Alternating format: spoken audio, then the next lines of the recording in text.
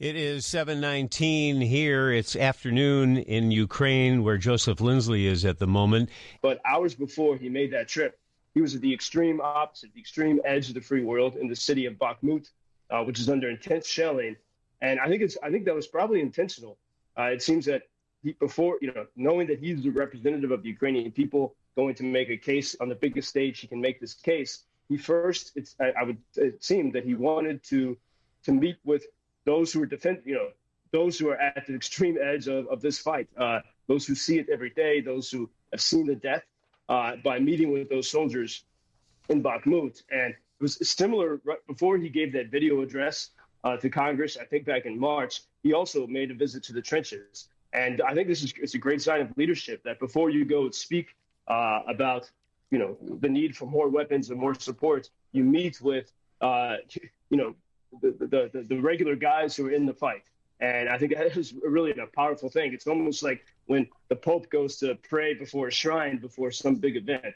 That was why I think Zelensky went to Bakhmut. And many are skeptical in America of Ukraine, of Zelensky in particular. And I was talking yesterday with Ukrainian friends about this, and I understand, I know a lot of these Americans who are skeptical of all the money that's being spent here.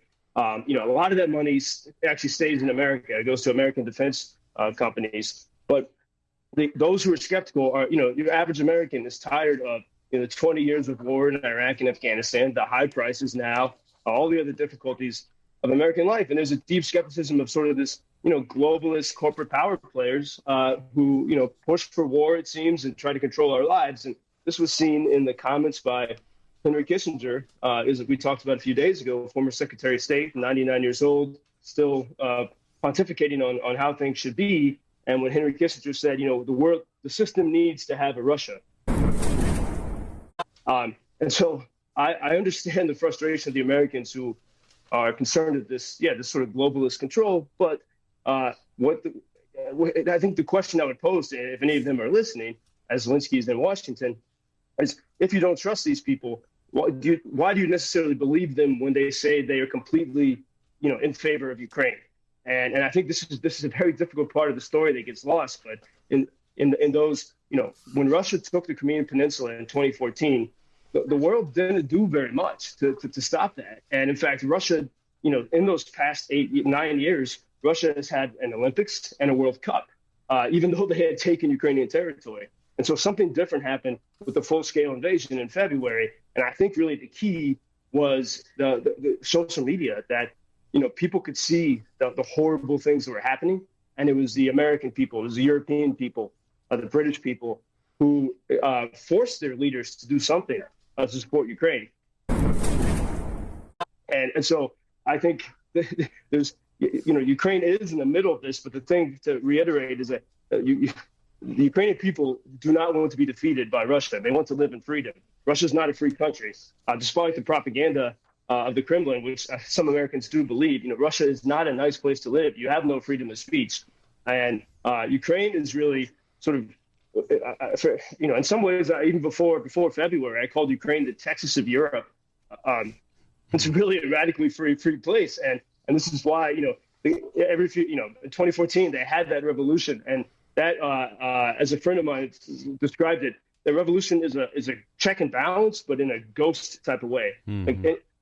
Because the people in the government here know that if they push the people too far, they could have a revolution. And so that's enough to sort of keep the power in the hands of the people. And we saw that during the pandemic. And, it's a delicate thing to talk about, but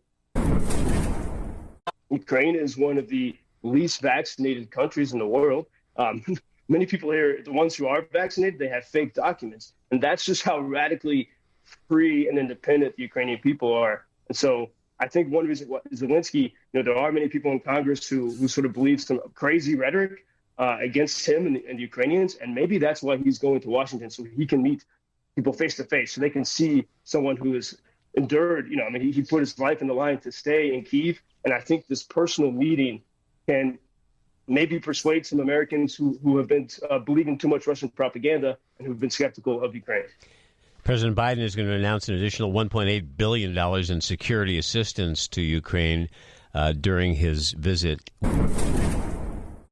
President Zelensky will be carrying a Ukrainian flag signed by soldiers as a gift for President Biden and Congress. And Joseph, as a student of history, I know you've already thought about this, and you must be thinking about this a lot. Zelensky's arrival is going to draw some echoes of Winston Churchill's trip to Washington 81 years ago this Thursday, days after the Japanese attack on Pearl Harbor. That visit cementing the alliance that would eventually win World War II and build the post-war democratic world.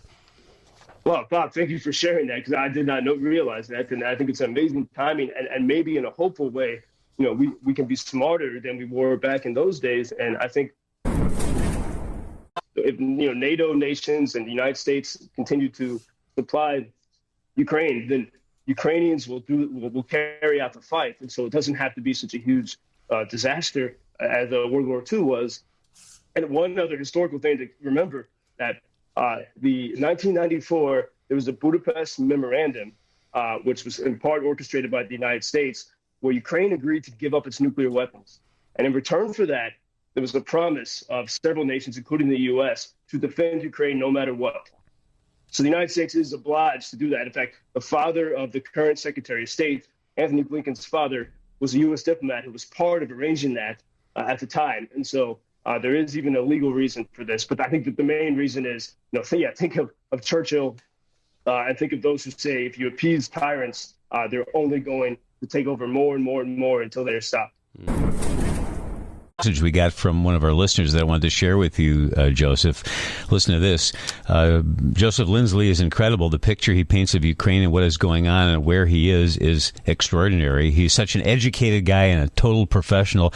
That combination makes listening to him so educational and mesmerizing. He is also very thoughtful, and you and he are a very good combination in letting him tell us what is happening in Ukraine. Thank you, Bob. Well, no, thank you, Joseph. Isn't that nice? Oh, yeah, Bob, and thank you. I mean, I've enjoyed these conversations and your questions, and always we're able to also have a sense of humor through all this. And you have to. It's a bright spot. So, so thanks as always for that type of encouragement. As I've said before, Joseph Lindsley, world's most interesting man. This I find in my garden. It's peace from rocket. Help us to win in this war.